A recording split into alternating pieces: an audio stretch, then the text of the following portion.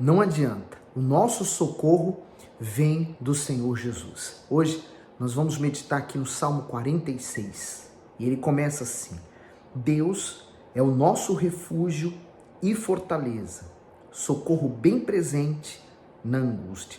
É interessante, eu gosto de refletir nisso, né? Olha só o que ele é: refúgio. Quer dizer, é o lugar onde nós nos refugiamos quando estamos em perigo, com medo, em alguma situação em que nós precisamos de ajuda. Então ele é o refúgio. Então a primeira pessoa em quem eu busco ajuda é ele. Não é o amigo, não é o pastor da igreja, não é o meu pai, minha mãe, é ele. Então eu vou direto a ele. E ele se torna para mim uma fortaleza. Então, quantas vezes que você está com medo, né, numa situação, uma decisão, uma questão, seja ela qual for, e você corre para o Senhor Jesus. E você então faz sua oração, dobra os seus joelhos, procura um lugar isolado, né? O principal deles é a casa de banho, ninguém vai entrar com você, né? Então você fecha a porta e ali você busca Deus, querendo a paz para aquele momento que você está vivendo de conflito. Ele se torna uma fortaleza, né? Naquele mesmo instante em que você entrou cheio de medo, você se sente rodeado pela fé, né? Ele é socorro bem presente na angústia. Quer dizer, aqueles momentos que parece que você está sozinho. Você já passou por isso? Aqueles momentos que parece que todos desaparecem, né? Amigos, inimigos, somem tudo. Parece que você não tem mais ninguém. Mas é nessa hora que ele se torna o socorro bem presente. O comentário do bispo diz: socorro na angústia. Na vida passamos por fortes sucessivas tempestades, mas encontramos no Altíssimo um abrigo seguro para nos proteger. Sua palavra nos encoraja diante de qualquer perigo. O seu poder e a sua presença são suficientes para nos fazer vencer as piores adversidades. Por isso, não há nada que o entristeça mais do que ver o ser humano lutar sozinho, sem buscar o seu auxílio. Afinal, o próprio Deus se coloca totalmente à disposição para nos socorrer. De quem mais poderíamos receber tal ajuda? Quanto mais dependemos de Deus, mais satisfação lhe daremos e mais precioso ele se tornará para nós. Essa dependência de Deus nos faz vencer os nossos obstáculos, nossos problemas, nos faz dar testemunho da sua grandeza. No 2, portanto, não temeremos, ainda que a terra se mude, ainda que os montes se transportem para o meio dos mares, ainda que as águas rujam e se perturbem, ainda que os montes se abalem pela sua braveza, há um rio cujas correntes alegram a cidade de Deus, o santuário das moradas do Altíssimo.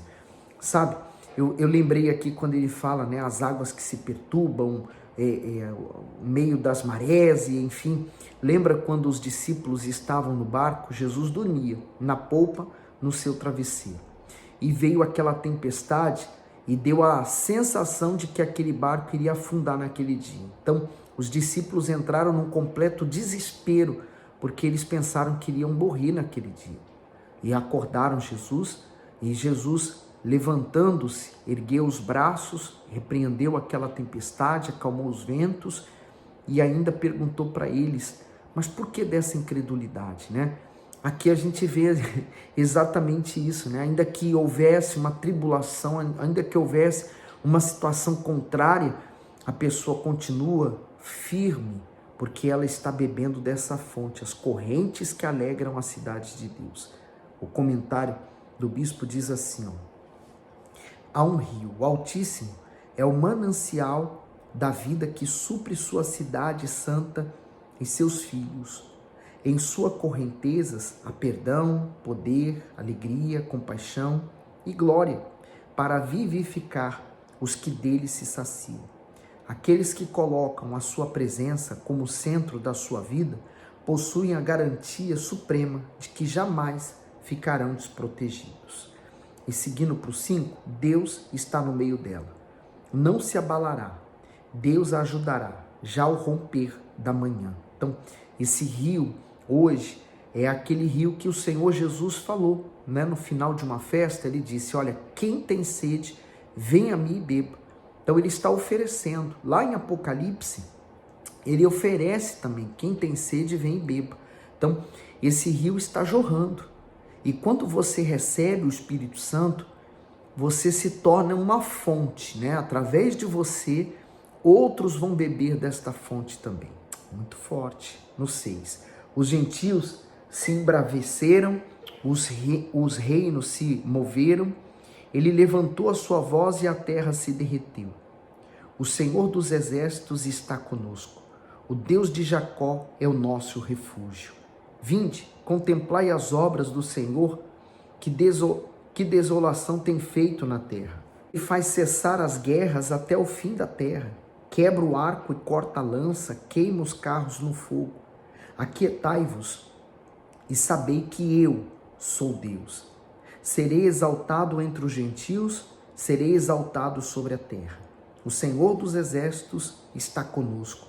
O Deus de Jacó é o nosso refúgio. E o comentário, ele diz, ele faz cessar as guerras. O Altíssimo é o Senhor soberano que controla tudo neste mundo. Ainda que o mal se insurja com violência e vigor, por isso somos convidados a admirar detalhadamente os seus feitos e a crer em seu poder. Quando realmente confiamos todas as nossas lutas nas mãos de Deus, toda inquietação termina, porque Ele é suficiente para fazer cessar aflições e perigos sem nos deixar perecer. Então, você sentir um medo, você sentir inseguro, você precisar de um socorro, de uma ajuda, é normal, natural. Essa é a natureza humana, né? Todos nós temos a natureza humana. Podemos ter o Espírito Santo, mas podemos ser dominados pelo medo, pela insegurança, por um momento em que nós estamos duvidando, porque somos humanos. Mas o que nós temos de diferente? É que nós recorremos a Deus. No momento de perigo, de dúvida, de medo, de insegurança, nós buscamos a Deus naquele momento. E a resposta vem de Deus. Então, é Ele quem nos livra, né? Se você parar para analisar, o nosso corpo é um reino. E nele tem um trono. Então, quando o Senhor Jesus está nesse trono e há um ataque do mal sobre você, né? Há um ataque do diabo contra você. Se você tem o próprio Senhor Jesus na presença, na pessoa do Espírito Santo morando em você, então você vai se sentir seguro. Em primeiro momento com medo, assustado, temendo, mas logo a seguir com fé e confiança que tudo vai passar e você vai vencer.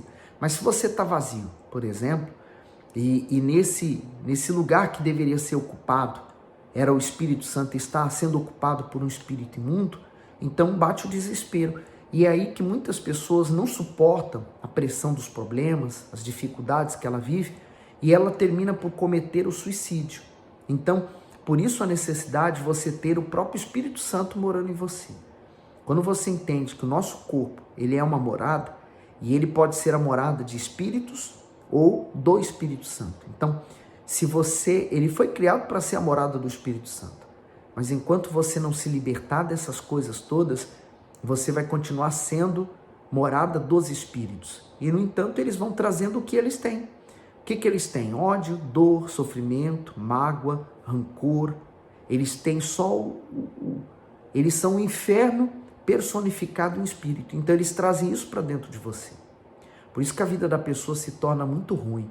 Quando o Espírito Santo entra, então esse espírito, ele traz a paz, o domínio próprio, a força, a fortaleza, a segurança, a luz, ele te ilumina e ele passa a habitar em você.